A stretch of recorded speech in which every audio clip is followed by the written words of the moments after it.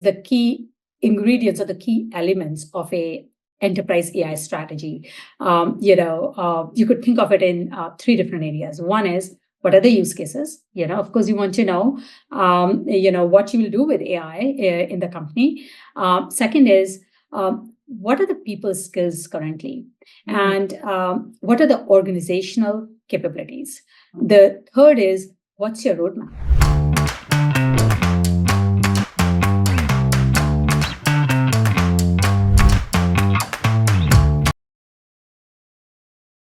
Hello, Urvashi. It's great to have you on the podcast. Thank you so much for taking the time. And I'm really excited to talk about a topic that we've never focused on, which is becoming a CTO, understanding what it means to be a CTO, and several other experiences that you've had in a very long and very interesting career. So thanks so much again. Thank you, Shreya. It's such a pleasure to have this conversation with you. So, Urvashi, you've been the CTO of ResMed, which is a medtech company, and of ADP, which is a financial services and HR tech company. And you've also led product and engineering teams at big tech. So, take us into your early days of the career and share a bit about how that shaped you, who you are today. My early days, when I think about that, and always think about this, a handful of things that have stood out for me. One was like growing up, I was one of four sisters, and we, I'm sure you'll connect with this. You're an immigrant in this country as well, and we were from a very conservative family and a family of generational farmers in northern India, and the culture in my family as well as in the community we grew up in, it was traditional. So like girls were expected to study just enough so we can find a good husband and be good mothers. And so for us, like having this career or this independent income, like wasn't even a thing when I was growing up. But my parents, they, their background played a really big role in shaping my views as I grew. And they both spent their childhood as well as until they got married. They both grew up in a village. There was no electricity or running water. And my dad, I think he wasn't very happy with the farming job that he had. And he, after he got married to my mom, he broke away from that farming and he decided to become a textile worker. And my mom just took care of the kids and the extended family. And so like I saw them work incredibly hard, and that work ethic has been instilled in me from a very, very young age. And when I was like 12 years old and up until like I hit like the middle part of my high school, all our summers would be like May, June, and July. Half of July would be like in my grandparents' village. And I remember like waking up early in the morning and helping my grandmother. My grandfather had passed away early, and helping my grandmother with all the farm chores. Like I would hop on a bullock cart to the farm. I was very fascinated by the machinery. And, there was like this amazing equipment which would separate the wheat from the chaff. And you would say this is like back in mid of 80s. And, it will separate the wheat from the chaff, and these massive rotary machines that were powered by bull energy, like an animal, the bull, to make jaggery. I don't know if you've seen that, but it was really fascinating. Definitely in my textbooks that I had, and that's the maximum exposure that I've had. Yeah, you're definitely much younger than me, so I can imagine you've seen it in textbooks more. But I used to be really hands-on on the farm, and I used to really love understanding how these complex systems worked. And then, I'll come back home, and I still had the chores to take care of my grandmother's cows, and I would be cutting hay, I would be shaping cow dung for fuel. And I know it might sound odd, but those were my Legos back then. And so, all of this, like it definitely taught me to work hard, be resourceful. And I was really exposed to these mechanical systems. And so when I finished my high school and it was time for college, I chose to study mechanical engineering. And, it was a real shock to my family. And they absolutely did not expect me to study engineering and on top of that, mechanical engineering. And they thought I would either do home science or do medicine. But my older sister, she was like a year and a half older than me. She really supported me. And together we convinced our elders. And, as I reflect on it, something that has stayed with me is just this importance of working with your family and working with your community for your goals. Like, I could have been a rebel, and it wasn't like we were very very simple, straightforward. We didn't know what it meant to rebel, and I'm so glad I didn't do that. And it has continued with me even now. When there's a disagreement, we always try to work with our family, work with our community, and sort things out. And then there were these two other moments, after I started my engineering, that continued to shape my interest in technology. And one was like, in my engineering, I studied this course called Computerized Numerical Control Systems. Okay. And in this, you automate machine tools. So you write procedural scripts that are fed into these machine tools, and they will cut, and all these lathe machines will automatically create these tools for you. And so this led to my first job.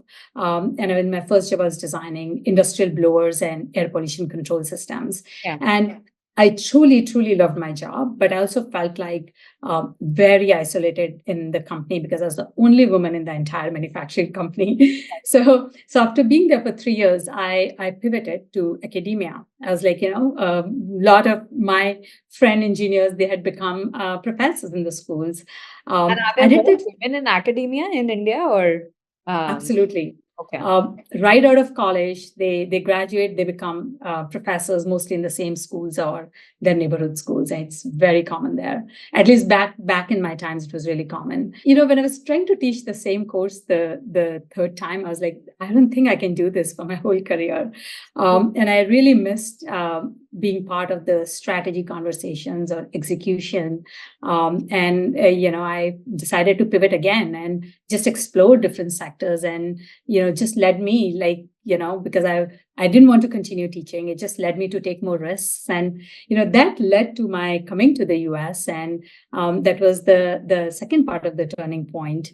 And we didn't know, like, when I came to the US, I didn't know anybody in this country. I was the first person in my entire family, even my extended family, who had come to the US. Why the US though? Why not any other country? The place where I was teaching, a lot of the people who were teaching with me, they were going to different parts of the world. They're going to Singapore, they're going to US or Canada.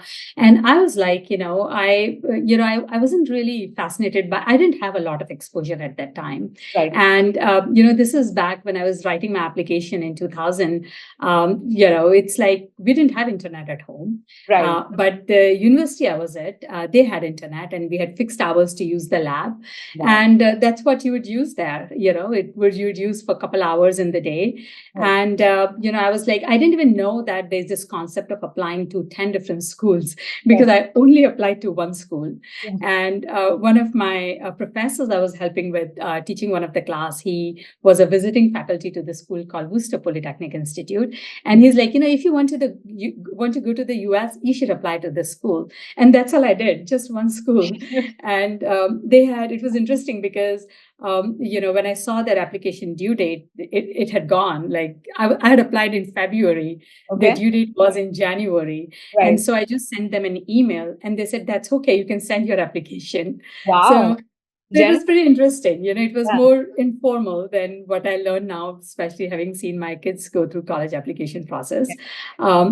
But I came to the US, and, my parents there's so much initial resistance, and nothing was surprising. We had seen that before.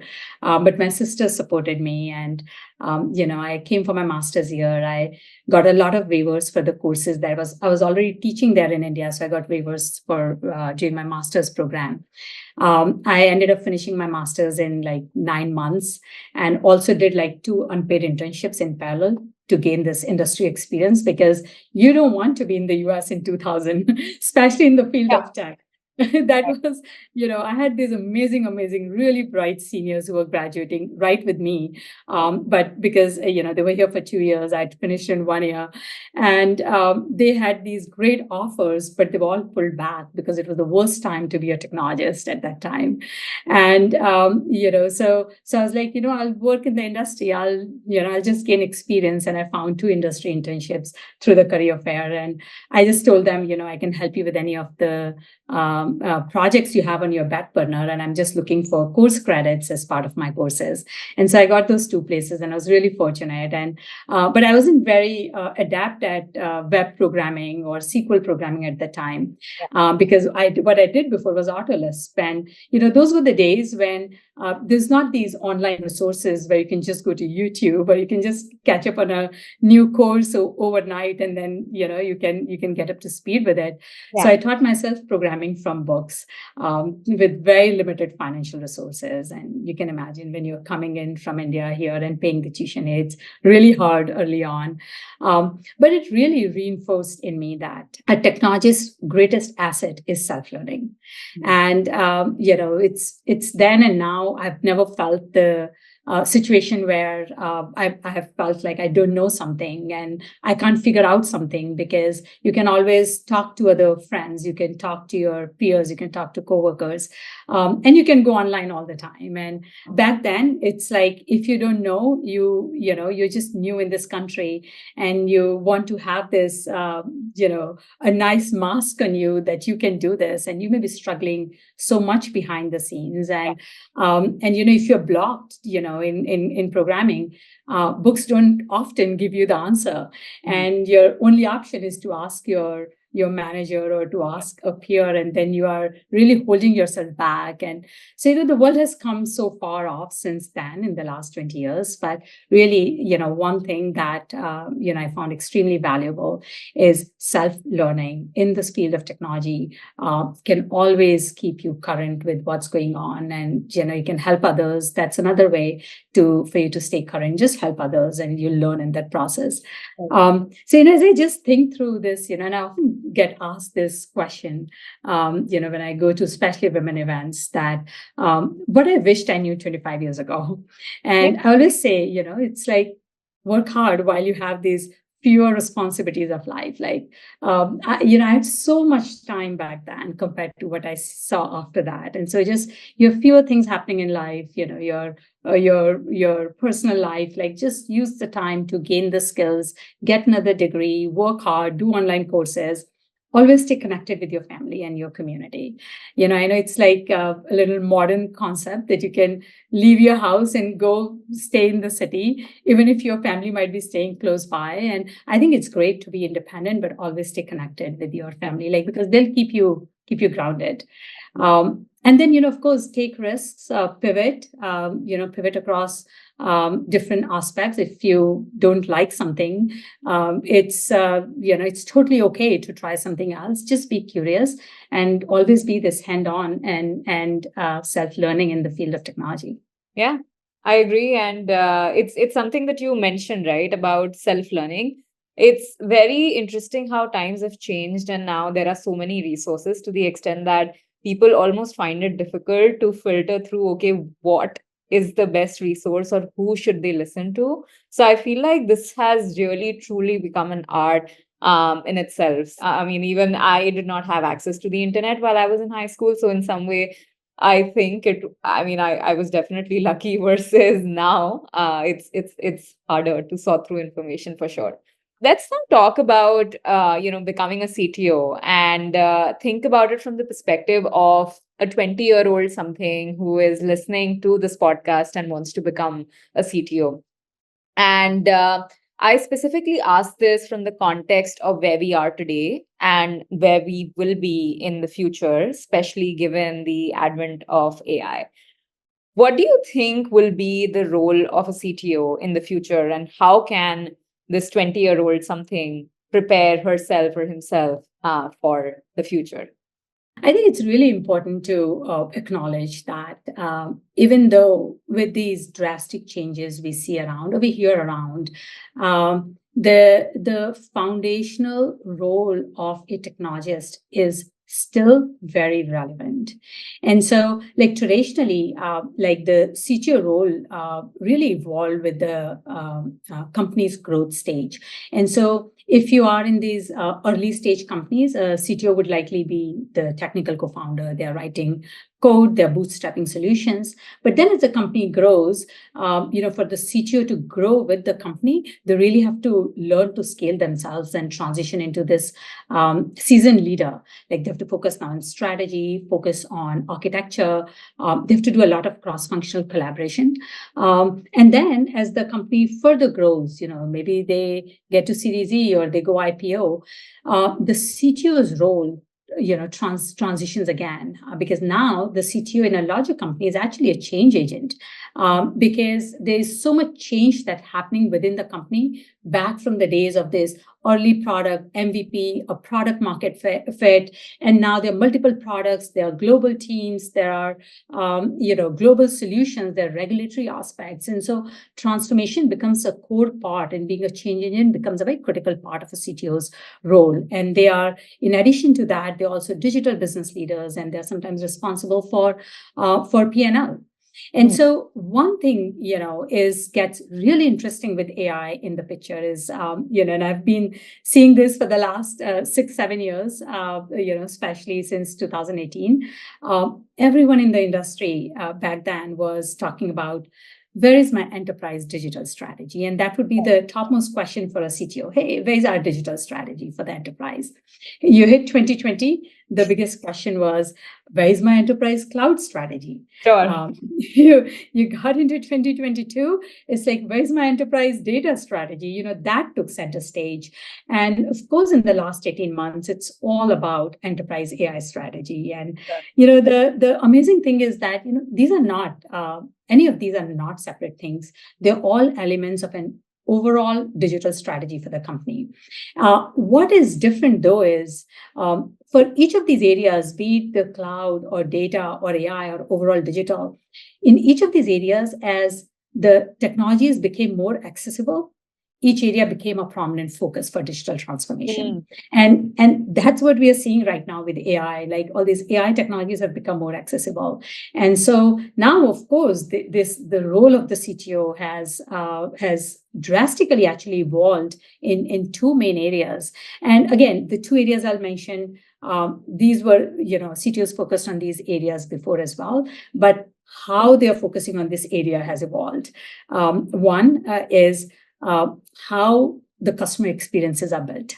And so I remember, even while I was at ADP, which wasn't, a long time ago, when we were thinking about customer experiences, we were taking a very data-driven view. We were thinking of, how do we bring a simplification for the user, a unification of the customer experience across products. And, but then when we were doing the same at ResMed, which is only, 2 years in the past, we really transitioned from thinking about standalone solutions, just thinking about user experience, to thinking about an integration of all the interfaces for the user. So how do we integrate device experience for the user, digital experience, data experience, and AI experience? So we started thinking in terms of integrating all of these experiences. And that's the shift that happened because of AI in the last 2 years.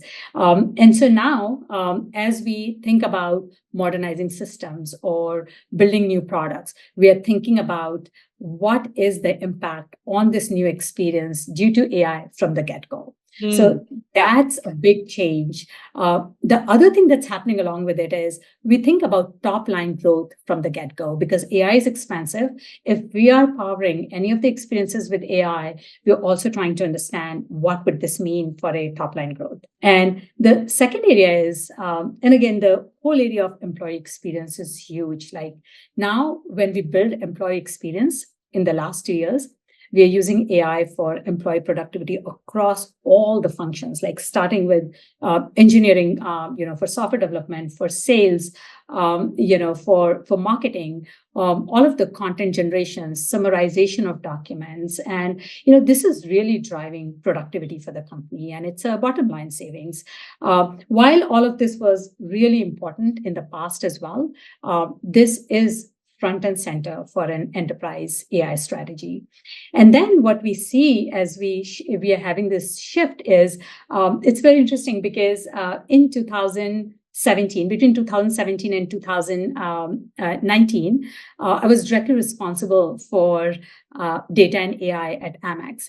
And when I see the role of a CDAIO there, the Chief Data and AI Officer, back then in 17 and 19 to what's now, there's actually a shift, because previously there were more of a AI researcher leader persona. Sure. You'd have a PhD, in AI or in some field of machine learning or in mathematics, and they would be leading this team, and they would be the thought leader, and they would be the AI researcher. But their role, when it came to delivering for the business, was on the sidelines in parallel with product development. But now, today, they all have become operators. Right. Today, they are directly responsible for revenue and for cost savings. And so if you see, the shift, and, when I see what this does to the role of CTO, because a lot of time the CDIO is reporting into the CTO, and their roles are also blurring, in terms of where the CTO has skills and where the CDAIO has skills. And, in the coming years, we will see that the Chief Data and AI Officers would become successors for their CTOs in their roles. Right. And that's a very quick, fast-paced change that has happened in the last 2 years.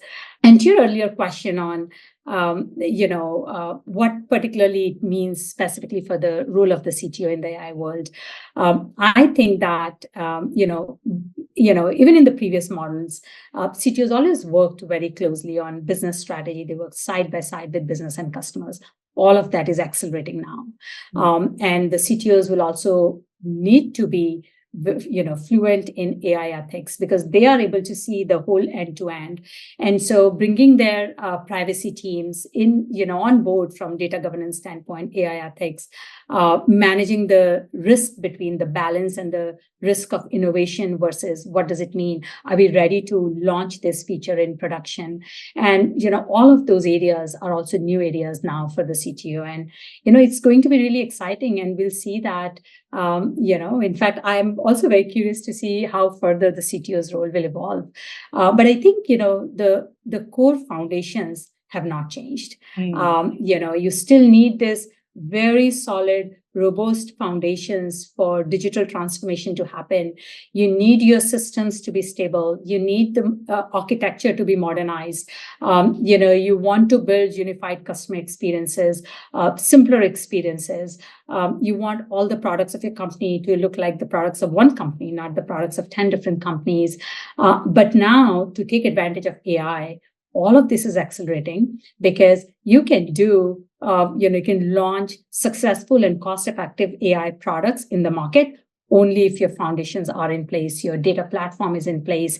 You can create these AI products and integrate them into a number of other products that are already, your core products already in production. And so it's really interesting, the new changes, plus, I see this to be a great time for CTOs, because all their agenda they had for digital transformation for many years, now very quickly everybody's on the bus to drive the change. That's pretty exciting. And one thing that you mentioned was just the evolving role of even the CDAIO, right? And how they were these machine learning PhDs, etc., who were trying to, research a specific problem. And then they obviously report into the CTO, but now that the role is evolving, they can actually even become the CTOs. So is getting a PhD one of the paths to becoming a CTO as well? Or what should one study to become a CTO? Is there should we do a master's program? Should we do a PhD? Should we, just go ahead with a bachelor's? What should we do? It is so interesting. I wish there was a formula like that you can do a PhD or do a master's and become a CTO. What I can share is, I think that it's a great question, because I'm thinking from the point of view of our listeners, and that's on their mind, right? They're still very young, full of hope and aspirations, and great technologists, and they want to have this bigger impact. They want to drive this, be part of this big change that's happening. And I have to say, one of the things that I have found extremely useful or valuable is to be a great CTO. Of course, there's so many skills you can go on, but like what's fundamental, what's really critical? And, the CTO is like my job is I always look at it 80-20. It's 20% strategy and 80% execution. At the end of the day, getting things done is still the most critical job of any leader in the company. You are not just a thought leader. Yes, that happens to be part of your job. So because driving innovation, keeping your team inspired is part of your job. And so thought leadership is part of that. Establishing, keeping the company's brand out there is part of that. But at the end of the day, you have to get results. You have to deliver for the business. You have to solve customer problems. Those aspects are still core and center to the job of the CTO. Now, having a PhD is great. I've always felt that, especially early in your career or early in your life, the more education you can get, the better. But there is no rule like you have to get an MBA if you want to become a leader. And I get that question very often, like, should I get an MBA? I'm really enjoying my engineering job. I've been at Google for 6 years, or this other company, or Microsoft for 8 years, and I want to become a manager. Should I get an MBA degree? No, it's, the degrees are mainly for your own experience and your own exposure. Yes, if you can get degrees, great. If you can't get degrees, you can just learn online. These days, there's no shortage of resources online for you to learn. And I think I have found that staying on the job, and I got my MBA part-time, and it was great because I got, to continue to work in the industry while I got my MBA, and I didn't have other responsibilities. So it really worked well for me. And, but it's all about your exposure, all about shaping your mindset, building more experiences. And that actually comes from being on the job.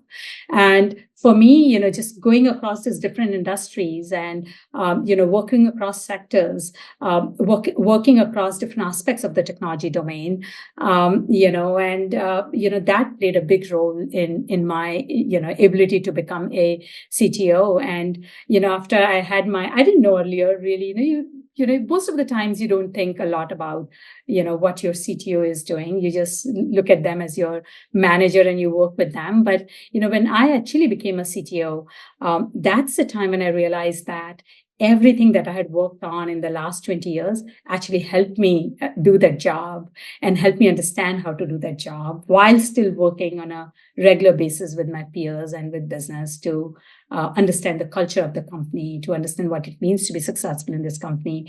That's a lot of learning in itself when you join a new company. And so just being this domain expert in technology is a very, very powerful way to become potentially become a CTO, like work across all areas of technology, be it front end, back end, mobile, web, integrations, corporate infrastructure, corporate systems, data, AI, work across all of these technology domains, and have, get your hands dirty across all of these areas and work across industries, across different sectors. And it will just give you this breadth and you'll have this depth of experience to lead the company in your role as CTO. I was actually just going to ask a follow-up question that you just, I think, kind of responded to as well, which is how to pick a sector, when it comes to becoming a technology professional. Because there are so many sectors now. Every sector is technology enabled, technology first. So how should one really think about picking the right sector? I think about like 6-7 years back, in one of my roles, I was leading this really, really critical project, and suddenly we had to put it on hold. And of course, why? Why did we have to put it on hold? And it turned out that our principal engineer, who was responsible for that system, he had a family emergency, and so nobody else on the team felt comfortable touching that system. And that day, I learned a valuable lesson, which is in the world of technology, being a domain expert in any particular system or a product or even an industry can make you as a technologist a hero in the short term, Yes. but it can also make you obsolete in the long term. Yeah. And it's terrible for business continuity, because what really drives the business forward is having these smart, collaborative people who can work together to solve a problem, or to solve any problem, so to speak, within the company. And so, to your question on which sector, which industry to pick, and whether you're in the field of product management or software development or AI or design, as I was mentioning, aim to be a domain expert in technology and not in a particular industry or a particular system, and work across all the layers of the tech stack. And so as you change roles, or as you think you're ready to change roles, think about what experiences technically you've already built, and non-technically, in terms of your leadership or in terms of your industry, what more you want to build, and just go work across different industries. And really, there's no right or wrong industry, because the reality is that in the field of technology, the skills, including the skills of a CTO, at the engineering level, absolutely, but even at the leadership level, the skills are highly, highly transferable. And in fact, it's actually really amazing, not only for individuals, but also for companies. When people join a company from a different sector, they come with a very fresh perspective into this new sector. So take the example of, let's say, somebody working in consumer tech and now comes and joins a company that's in healthcare. And so the insights they bring in from this consumer tech, of course, their skills, their experience is very transferable, but the insights they bring in, somebody who's been in the healthcare industry their entire career, they would just take those things, assume them as day-to-day happenings. They won't have those insights that somebody coming from another industry will have.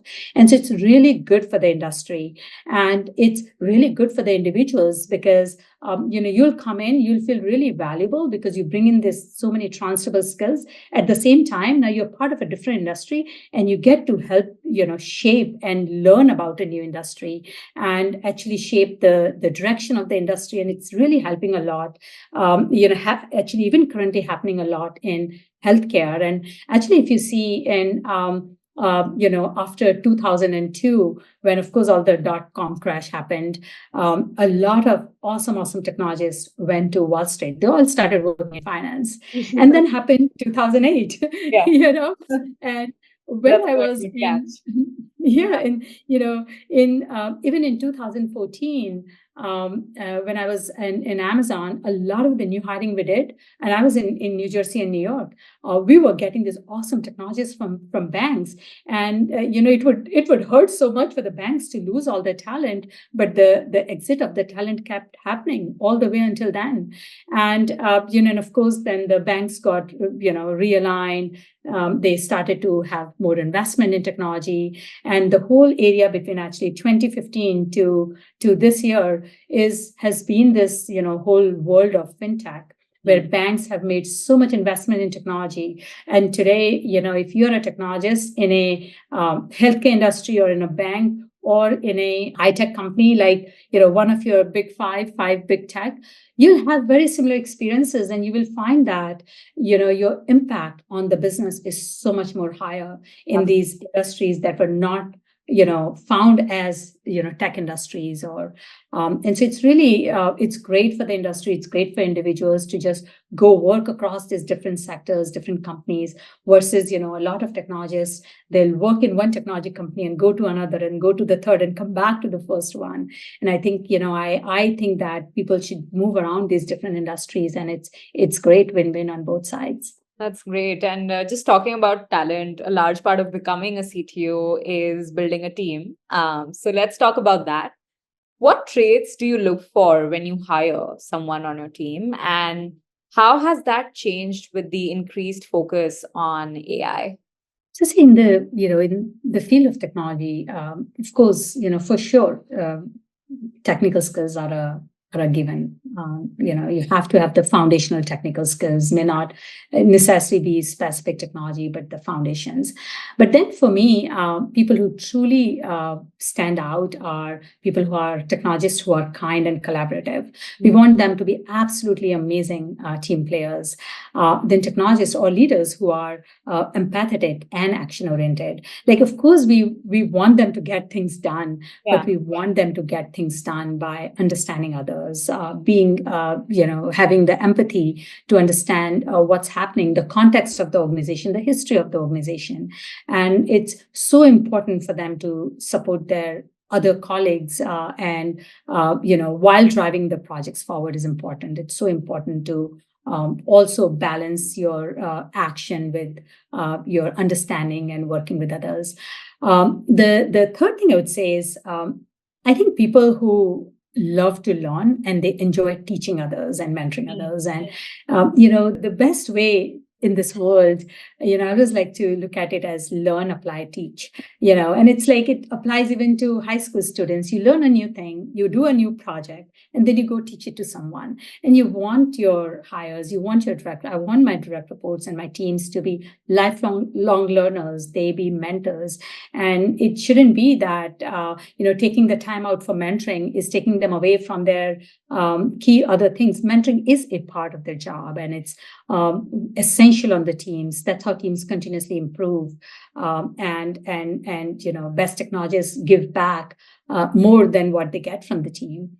And I would say last but not the least, for me, it's a big plus if if you're hiring someone and you also enjoy grabbing a coffee with them, and they're fun to be around, they're positive, and they make people happy, and it just creates a really productive environment on the team where you could be laughing out on the stupid things you may have done because as technologists it's very stressful, and know a time when a system is down in production and your customers are impacted directly, and especially we see that in this world how critical your systems are for business continuity, not just in the enterprises but it hits consumers across all sectors.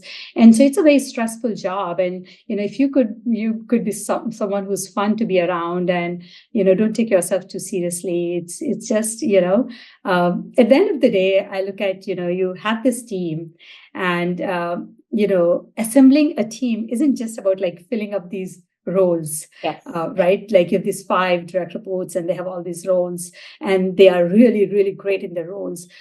What's really the real value sits is where these team members can be the best collaborators to drive innovation, to drive ethical changes, and they are very cohesive. They make each other shine, and they don't compete with each other. We used to always have this, culture, like at least 15 years back. Back in the days when I was at Microsoft, we had this very competitive culture within the engineering teams. And when I think of it now, I'm like, it just doesn't make sense in the world we are in now. And even healthy competition isn't necessary. What truly you need on the team is people are cohesive. They support, they may have different skills, but they support the working with each other. They drive success for each other. And that's how we succeed as a team. And that's a really critical part, especially now, in this more of this fast changing AI world.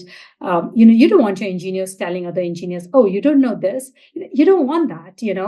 There was a time when this happened in the tech industry pretty often. And, I had been part of, on the other end of this. And, you don't want that in the organizations anymore because, it's fast paced. People will come with different skill set.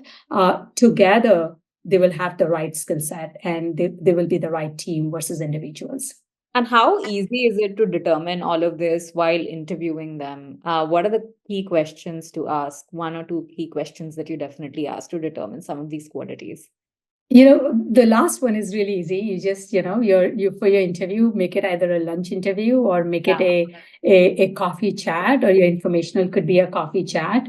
I think, one of the, my favorite questions in the interview is I always ask them, have you ever been part of an episode where the system was down in production and you're in the middle of it. How did you handle it? How did you go about it? And I'm always watching for people's experiences, because if someone comes and says, nobody knew about any of it, I was woken up in the middle of the night because I was the only one who could fix it, it's a red flag for me. Right. And it's going to be always about, even if they were the main person debugging, investigating, because they happen to be the SME, how were the other people involved? How did they engage the other people? Or did they have this heroic role to play in bringing the system back up? And really the equally important aspect is, what did they do after? How did they make sure, as someone who experienced that, and someone, a company where the customers had that impact, how did they make sure that a situation like this is never going to happen again, in the role they played, not just in fixing the issue, but in leading the post-issue assessment, and then what role did they play to make sure that actually that issue didn't happen again. And to me, as you hear them and you just keep probing further, you get to learn a lot about how they would work on your team, and whether they would be fit in the kind of environment you're trying to bring them in. Our listeners are also interested in becoming more equipped to negotiate compensation. Many of them will take up their first jobs or second or the third job. Specifically for AI hires, I see very hazy benchmarks. I told you before, my husband is in AI as well. So he asked me this question multiple times. Some new engineers are receiving $1 million in compensation. So how should our listeners really think about their compensation as it relates to both fixed components and, the equity component, both in public and private companies? One way I always look at, when you are negotiating compensation, information is your superpower. What information do you have about the role, about the company? And, first off, I'll say that for tech roles, includes like AI positions or product management, engineering, design. This is, I don't know if you're familiar with this. This is really, really valuable resource called levels.fyi. Have you heard of that? I have. Levels.fyi. Yes. So you can find everything on it, from entry-level salaries and all the way up to at least director. But you can find, for a number of companies, you can find VP compensation there. What I really love about that platform is, and especially it applies often when women change their jobs, they end up getting down leveled in the other companies. Their comp may be same or comp may be higher, but they end up going into a level lower because they just don't have the visibility in terms of, especially if you're going from a tech company to a different sector. Like, how do you know what these levels are? And most of the times companies don't publish their levels, and the levels map that levels.fyi shares, they are fabulous, and they are accurate in most of the cases. And so now, particularly with AI roles, and your question around the compensation there, the thing is, with AI research roles, things are a bit wild right now. And so what you've heard about these new engineers pulling in this $1 million compensation packages, I have to say, while it's true, it's really not the norm across the board. It's really not the norm. And these are often these outliers, either at the big tech companies or, maybe a startup that got this massive funding, and it's a highly competitive space. And so you'll hear things coming from these two scenarios in most of the cases, and really they're outliers.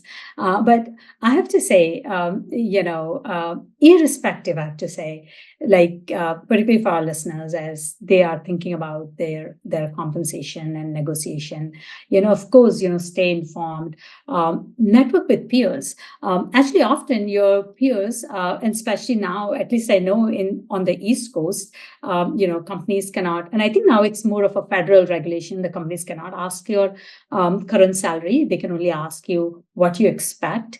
And I know from my own experience changing jobs. Every time a company asked my salary, I always told them. And most women do that. But I learned from my husband and from other men in my family, they never share that. They're Wow. calm. They always say, yeah, they always say what they expect. And so, it's really important. And especially now it's a regulation that people can't ask. And I know I still get asked from time to time, but I don't say it anymore. I always say, what I expect. And, the thing is, compensation negotiation is a skill. Yeah. And the more you do it, the better you'll get. Mm. But then there's some basics that I like to follow. And always like to look at this whole package, which is literally more than numbers. And, so I like to evaluate a package more like in three parts, and each part has an equal weight for me. And it's like, what's the team, the people that you're going to work with? It's so important, the people you'll work with. What's going to be the scope of your role? Because the scope of your role will determine your learning opportunities, will determine how much you'll get stretched in this role, and what new experiences you'll build through this, through taking this job. And the third part is really your total comp.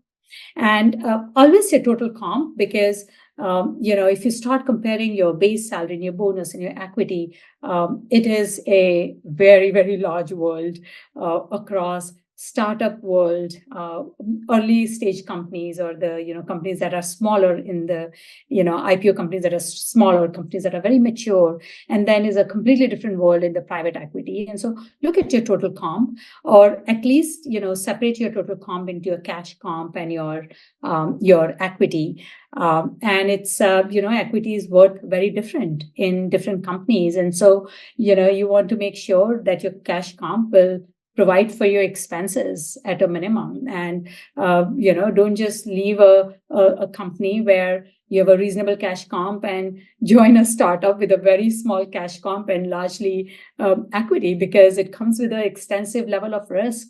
And so knowing what stage of life you're in, knowing what risk you'll be willing to take, Right. knowing that it's really more, the people you'll work with is as important as your comp. The scope of your role is as important as your comp. Like having some of these foundations together, I have to say, is super critical.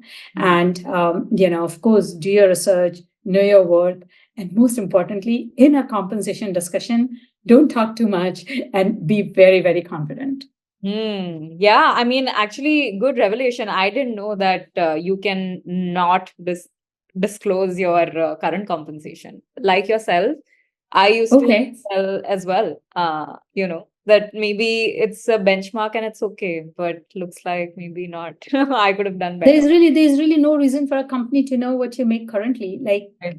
what are they getting out of that other than using that number to decide what your next salary would be or next comp would be? Because truly what you really want is you want the company that's hiring you to pay you competitive. Right. And I'm not saying make it competitive to other company. You want Yeah. the company to pay you competitive for your peer group in the company. And then if you're coming in with much broader experiences, and you're going to hit the company, hit the ground running, deliver results, drive change, you want to be compensated for that. Because so your current comp doesn't really matter. It shouldn't be a decision factor. And actually, I'm surprised you didn't know, because this is not a new thing. I know this is at least from the last 4 years that regulation was passed, at least in New York and New Jersey. And of course, I mean, California was the first state to pass probably. that.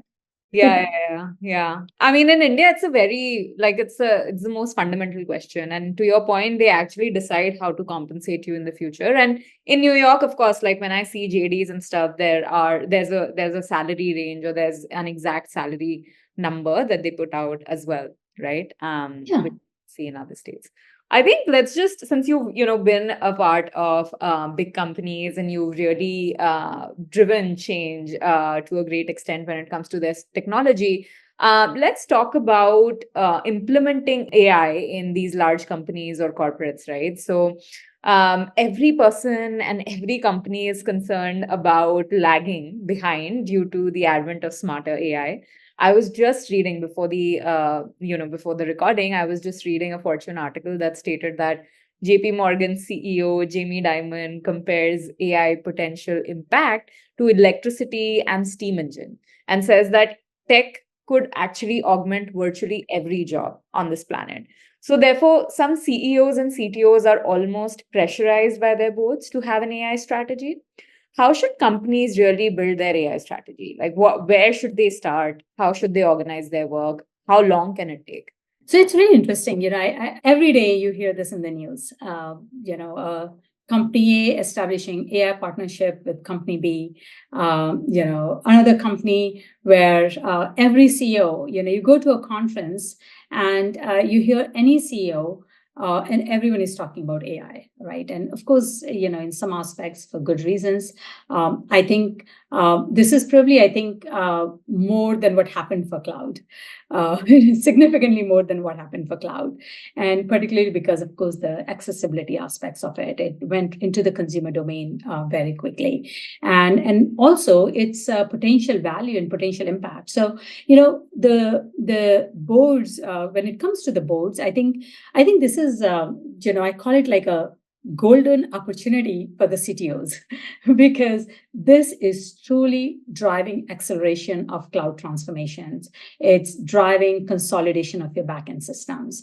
It's companies where there were tens of silos of data platforms. It's driving consolidation for global data platforms. It's driving simplification of products because when all of this happens, when companies move from these silos of products to a core platform and the experience is built on top of core platform, that's when AI can be integrated in some of these systems, right? So I think for CTOs, this is an amazing opportunity, and I hope no board members have to pressure the CTOs. I hope the CTOs are fairly proactive, and this is a time when a knowledgeable and a very engaged board is incredibly valuable because a lot of these board members are sitting on board of other companies. They're also senior leaders in their own companies, and so if for your company, when you have your strategy, you bring it to them proactively, get their input, get their insights, and keep them in the loop. And I think this is just a fabulous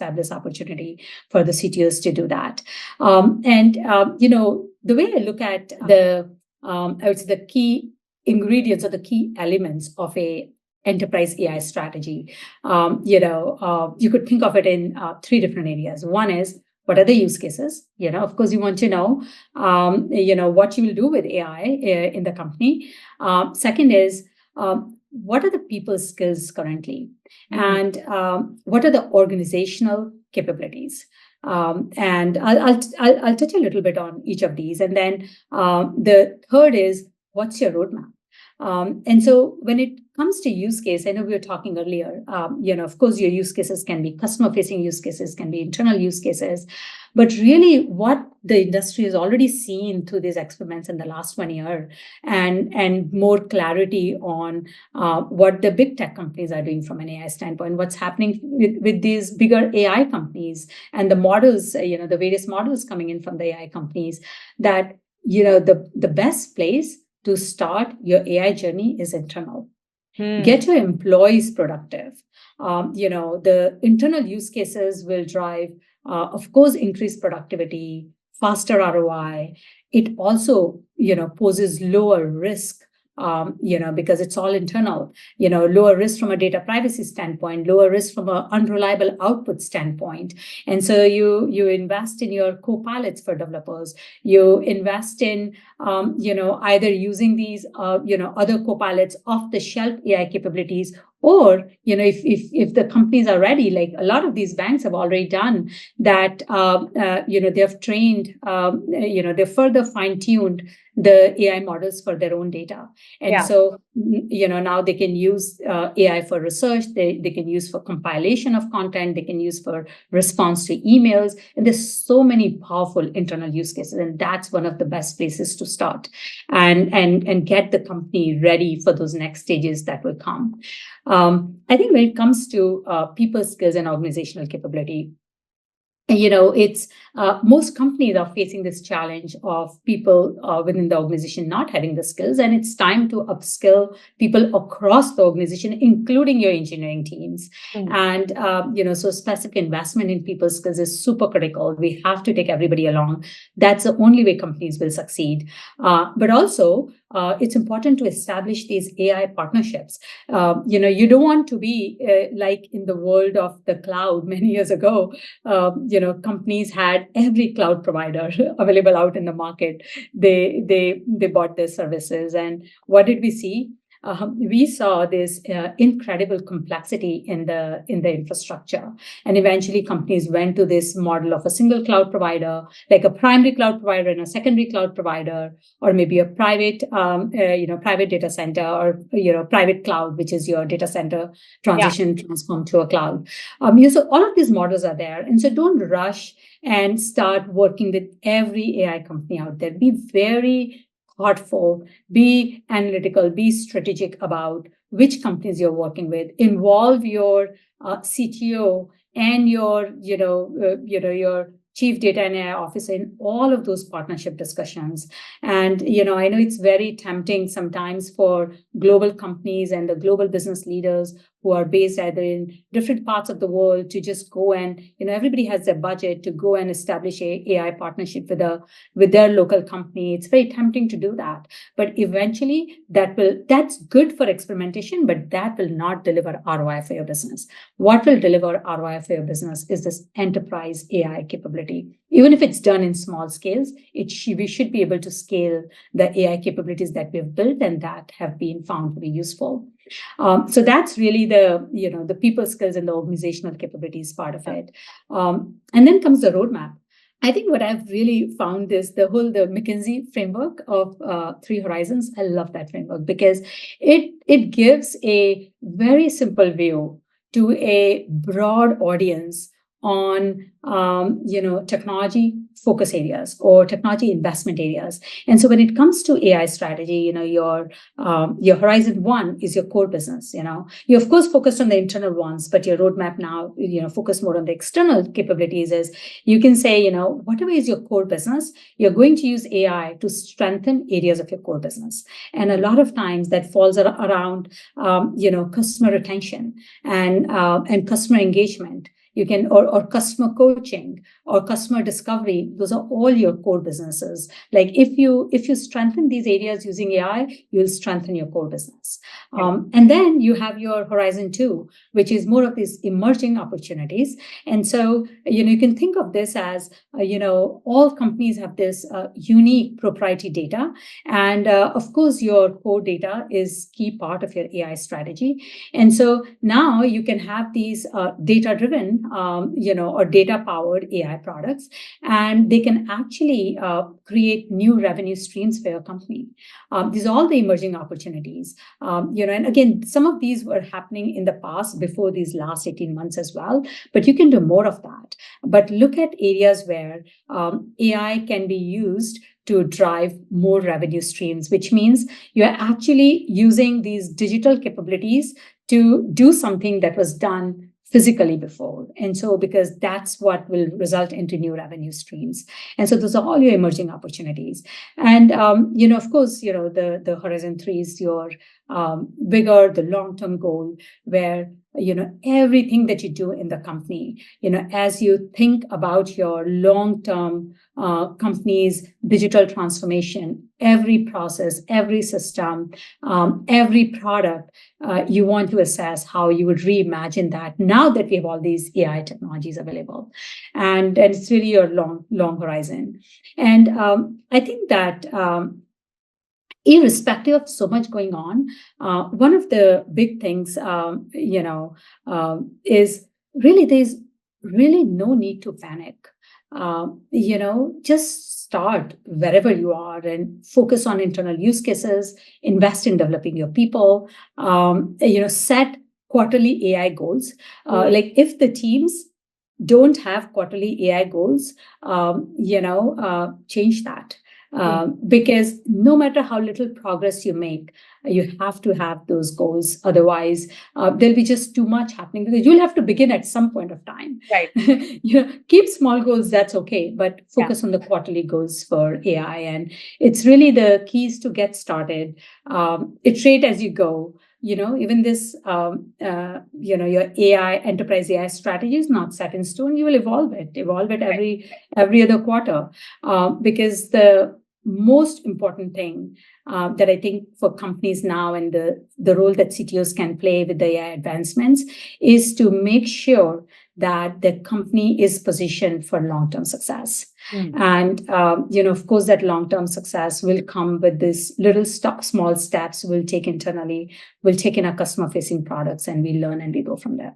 And are the board members really well versed with the situation, in the sense that it can, take a long, or rather, like, we should take a long-term point of view when it comes to thinking about and implementing AI strategy, and therefore quarterly AI goals are okay, and that it's okay to sort of take your time and decide upon which AI solution to go with, because we really need to focus on ROI, because I'm sure the board will be happy if we take, ROI accretive options into account versus not. It's like most of the time what I've seen is that the board will not tell you what to do. The board is your resource. They're there for compliance. They're for making sure that the company knows about anything externally that is happening, any risk they are seeing. That's their primary role. Their role is in strategy. But I think by keeping the board up to date regularly on your product strategy, your tech strategy, your overall corporate strategy, keep the board educated and engaged, so that you can leverage them, and they're very happy to offer guidance and support and insights. And not all board members, I would say, are well versed with AI, but they all understand what's happening out in the market. And actually, there's also this new trend where companies, are one of their board member is a tech-centric board member, and a tech and an AI-centric board member. That it was common earlier for somebody to have the cybersecurity focus, but now it's cyber and digital and AI. One of the board members is actually a technology domain expert, and it's becoming quite a known thing now on the boards as well. That's great. And now that you've, I think, just focusing a little bit on creators, and the impact of AI on creators. And I ask this because a lot of our listeners may be creators. And that's because I see that many people who want to enter into technology are just very curious people.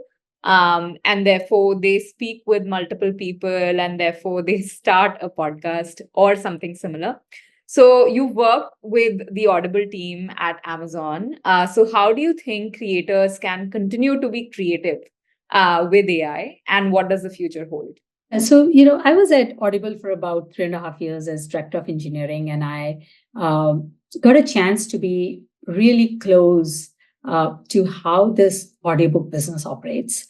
And just for the listeners, for those who might not know Audible, what Audible is, it's the Amazon's audiobook subsidiary, and it's one of the largest employers of actors in the New York City area. I was very surprised with that when I joined the I didn't company. know that. Wow. Yeah, and it's right off of Newark, and it's a 15-minute train ride to the city. And we used to get actors on site, many actors working on site on a daily basis.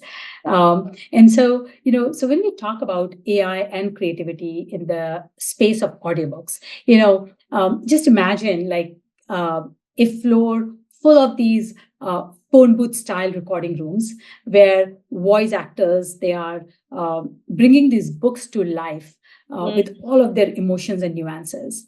And that's what is happening on that creator floor. There's a lot of emotions that the actors act out as they are recording this book. And so really the big question is, can AI replicate that? Of course, theoretically, you can say yes, AI could create these synthetic voices, and but then there are actually a couple ways I think this could play out. First, I think we're already seeing some of this, by the way. First, we could see that, content licensing arrangements can become a norm. And so, as an actor, as one of those voice actors, I could license my voice to train AI model. And so I can create a new revenue stream for myself, right, through this licensing arrangement. And then I could give my clients this option, which is a lower subscription or lower price for my AI generated synthetic voice, and maybe a premium price for my original performance. So that's, one way to look at it. But then, an actor doesn't want to license the voice, but let's say a company wants to license their voice, and the actor declines. The companies could hire another voice actor and have that voice actor mimic the first actor's voice, Right. and use that data content to train an AI model, and essentially, recreate this original voice synthetically. Right. And that's where we start to blur these ethical and legal lines in content and creativity in the AI world. Right. But then there's this third possibility, which is, I call it's literally content stealing. But, AI models getting trained on this publicly available internet content, and it could potentially generate these synthetic voices without the original actors ever knowing that the work was used. It's actually almost nearly impossible once the model is trained, it is not possible to assess what content was used to train that model if the content has been destroyed. And so, AI companies stealing your content. So, of course, in my opinion, the first model, the content licensing model, is of course the best path forward in the creator economy. It's legal, it's ethical, it gives actor the control over how their voices are used. But then, the question is like, will these synthetic voices actually replace original performances? Right. And I personally don't think so. Having seen those voice actors perform, it's truly an art, and there's this depth. When they're narrating, there's this depth of this human performance that I think, at least not yet, AI can't capture that. And we've seen some early demos, and of course, this is also the early days of AI, so you don't know where it goes, but at least not in the very foreseeable time. I think it's will be just very hard for AI to capture that depth of that human performance. So I would say, for the creators, who are listening to this conversation, I think finding that sweet spot where technology will enhance their creativity rather than replace it. And, I think the creators that are embracing AI, I think they will find new ways to scale themselves, new ways to scale their work, and potentially use monetize their own AI voices, and that's a path. But I'm really curious how this whole industry will adapt to all this innovation that's coming, and I think we just have to wait and watch how this evolution happens in the new world. It'll also be interesting, since you mentioned these creators really lending their voice to help train AI potentially. I think one thing is also about just understanding the scale of these creators and how many fans are actually or subscribers are actually subscribing to their content. I think that is also something that's important to note, because out of the many thousands of podcasts that are out there, it's only a select few that do really, really well and are able to scale to millions and millions of subscribers as well. So I think taking that into account and then planning it early into your strategy will also be interesting to see as people go forward. All right. So I actually wanted to just discuss about your life before ResMed, your life before ADP, and after Amazon, you told me that you joined Amex, but you also faced a professional challenge. So could you tell us what it was and how were you feeling at that time? Yeah, this was back in 2017, just Right. before summer of 2017, and I had been at Amazon for 3.5 years. I was the director of engineering, and I felt it was time for a change. I'd worked across all the areas from a technology domain standpoint, and I was like, maybe I should be changing now. And so I started interviewing. When you're in this area, New York City area, it's very interesting place because you'll find a lot of startup companies in New York City and in South Jersey. Yes. And then you'll find a lot of banks in Midtown and downtown, as well as in Jersey City. And then you'll find a lot of tech companies, the big tech. In New York City or in Jersey City. So you've like this everything out there. And, so there's just so many possibilities. And, I knew I wanted to change, but I didn't know change to what. And on top of that, it was also the year when my kids had both entered middle school.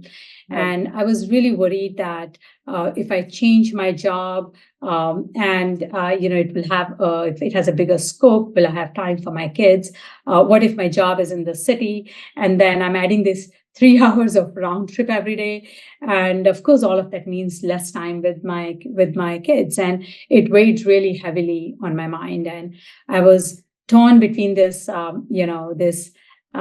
desire to have this professional enrichment and the professional growth, and just the fear of how I will manage it with the changing situations personally as well. And it was very tough. And so that summer, I still recall, like, I was waiting for summer break, and I was like, okay, I wouldn't have to worry about dropping off the kids to school and other things, and I'll have more flexibility. And I reached out to over 30 startup founders that summer, and tech leaders across all the companies that I had either wanted to interview. I reached them out through LinkedIn. Some I already had some connections through before I reached out to them, and actually met them. At least half of them, I met them in person, and we had, I asked for career advice, and we had other areas of tech that we caught upon. But there's one question I asked them all, and that question was, how did you make a transition between mid-career and senior career? And, it was very interesting because I saw this pattern in the response, and almost all of them, both men and women, they chose the role that stretched them the most, even if it seemed like the riskiest in terms of stability. And that was a completely like eye opener for me. I was in a completely different space at that time. I was like, next job, I wanted to have least risk, and I wanted to be stable until kids go to college. And I was thinking it very differently. But all of these senior leaders who went through that journey, they all took the other path. And and I have other sisters, and we discussed this because we were all in a very similar space. And but I, after those conversations and right after summer, I decided to take that leap of faith. And I had an offer from a couple companies, and I decided to, and up until then, I'd worked at IBM, Microsoft, Amazon. I was always going from one tech company to another tech company. And I accepted the VP role at Amex. And I was diving into a completely new technology domain. I would be working on AI and data. I would be in a completely new industry, finance. I didn't know much about the credit card industry at all. And, for me, when I joined the company, it was a huge challenge because on top of that, it was also in the city. So, my commute increased. And, but despite the challenge, it was incredibly rewarding. I learned so many things that I would have probably missed out if I went to another tech company in a similar job or a level up or on those lines. And looking back, as I reflect from these last 7 years, I think that was the best career decision I made of my last 20 years. And it really, really pushed me out of my comfort zone. And it opened this opportunity and the exposure that I could work in these other industries in the technology field as a technologist. And of course, it taught me that sometimes the path that feels like the riskiest path is also, and it could be the riskiest path, also offers the most growth. So I really valued that going through that journey. And during that journey, did you also take your kids to New York City? Oh yeah. Oh, of course. My kids came to my work several times, and because they're like middle schoolers, and we were in this Brookfield place, which I don't know if you're familiar. It's one of the most beautiful areas of New York City, and they would take the train ride with me, during their breaks, and both my kids would hang out in the city all day, and then I'll pick them on my way back. And sometimes I would offer them, you can come over for lunch. I would never see them for lunch. I mean, I'm sure those were their days of growth as well, handling themselves, managing themselves without their mom. So, yeah. Yeah. So, I think one of the things that both you and I share is that we're both from India. And, I think one thing, I mean, after coming to the US, I also realized that there are a few things that I love about India, and there are a few things that I love about the US. What are your favorite things that from India that you definitely miss, and the things in the US that you think are not in India? Okay, and maybe at the end we should discuss. Yes, but if you have the same ones, I have to say, I've been here now 23 years. And for me, US is really the land of opportunities. I don't think, the freedom to pursue what I wanted to. I don't think I would have had that. I can't imagine that having that back in India. So, but then I also, of course, miss India deeply. A lot of my friends who came with my batch here, they all kept saying for the next 10 years that they're going to go back. And I never said I was going to go back. I just enjoyed, when I came here, I feel like, this is where I wanted to be. And I was never in these two minds that I'll be here for 5 years and then go back. I saved myself from that trauma. But I think I really miss the big festival celebrations in India. I miss the big family gatherings, and we have a very large family in India, and everybody's talking over each other in the conversations. I also miss the lazy afternoons there, maybe sometimes napping under a mango tree, and it's just so hard to replicate some of that here in the US. And if I just think about all the festivals, Holi. So I'm from the northern part of India, so Holi is our New Year. And so in India, no matter where you are in the country, on Holi, you'll come home. And Diwali, we always came home. We always celebrated Rakhi. But, so for us, these are not just days on a calendar. These experiences you build with your family, your community. You have so many traditions. And I feel that, having raised my kids here, I kind of dropped the ball, a bit on the festivals. It's a regular working day for you most of the times. Holi comes and goes. I don't even remember it's Holi. And unless I get a message from somewhere. But, sometimes I try to incorporate that on a working day. It's a kid's working day. It's your office working day.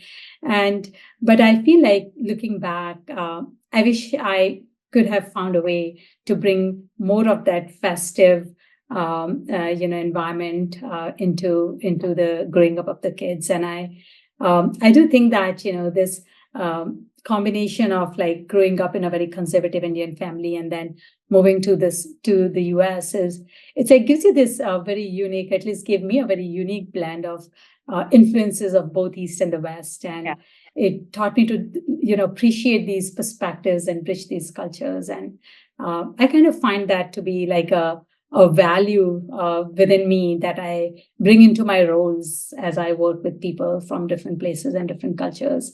And I think I feel like more, I understand festivals of more countries than I did before. Yeah. But then in that process, I've lost part of the festivals of my own upbringing. And but that's where it is. Do you go to India often or no? Not that often. I think in the last 23 years, I must have gone like maybe 4 or 5 times. Okay. Yeah, it's, the last time I went was in 2017. So it's been a little while and I have to go back. So now how about you, Shreya? So I think I totally agree with you that the US is, a land of opportunities. I actually started my career in investment banking, and I don't think there is any place that can beat Wall Street. And I, got to New York within like my first or the second. Actually, I just entered my second year of work. And I was here, and I don't think, my experience was unparalleled. It still is unparalleled. And I do feel, however, that India is definitely opening up as well in terms of opportunities. But the US has, it has long worked on building its infrastructure enough to back ambitious people. Right. And while India is also getting there, it will definitely take time.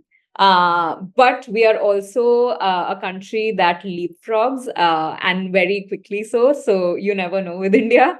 So that's one. The second, which you mentioned something very interesting, which is festivals. When I got to the US for the first time, it was very unusual for me because I was reaching out to very distant cousins who I never spoke to when I was in India.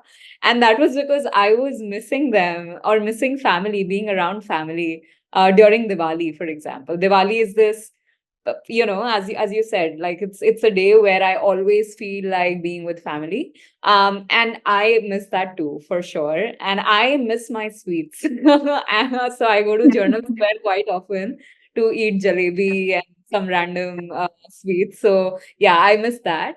I definitely like seeing people around me, which is why I love my time in New York City. You see so many people, so many diverse people, so that's fun.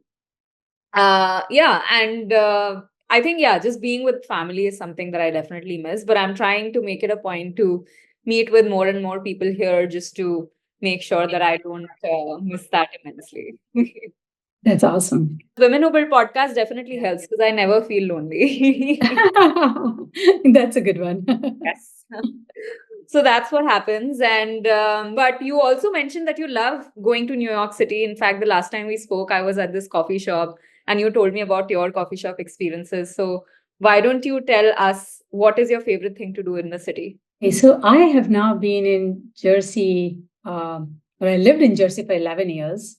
And so I'm just a train ride away. And of course, the energy of New York City. And I'd always heard about this energy of San Francisco. And, no offense against San Francisco, but there's really no comparison. It's like I've been both of those places in similar month. So, can't be that it was just a different month in SFO. So Yeah. it's a great place. It's a great place for technologists, but it's the energy that you have in New York City is unbeatable. And there's really something about walking those streets in Manhattan. And, you could start all the way at that, the financial district in downtown and walk on the sides of the Hudson River and get all the way up to GW Bridge. And I think it's about 12 miles. And, I have it on my bucket list to walk that. And it takes like 4.5 hours. And I know every block is filled with interesting people and cool things to see. And so what I end up doing is, whenever I'm going to the city for a meeting, I'll always skip the subway and just walk. So I carry those 2 pairs of shoes, and I'll try and get there like an hour before, and locate the building I need to be in, and then find a nearby coffee shop. And I've done this so many times, and I've yet to find a coffee shop that doesn't have a unique story behind it. And it's and every time it's just a different background, a different story for them. The flavor of the coffee is different, and I get oatmeal if it's the early morning, then I'll get oatmeal, and the oatmeal tastes different in each of those places. And it's always there's this very common thing that people say, people who love going to the beach, and I'm not a very big beach person, but my older sister is, and she always says that I love sitting by a quiet beach and listening to the waves, and feeling how small I am in this grand scheme of things. And I always tell her, like, I get that same feeling in New York City.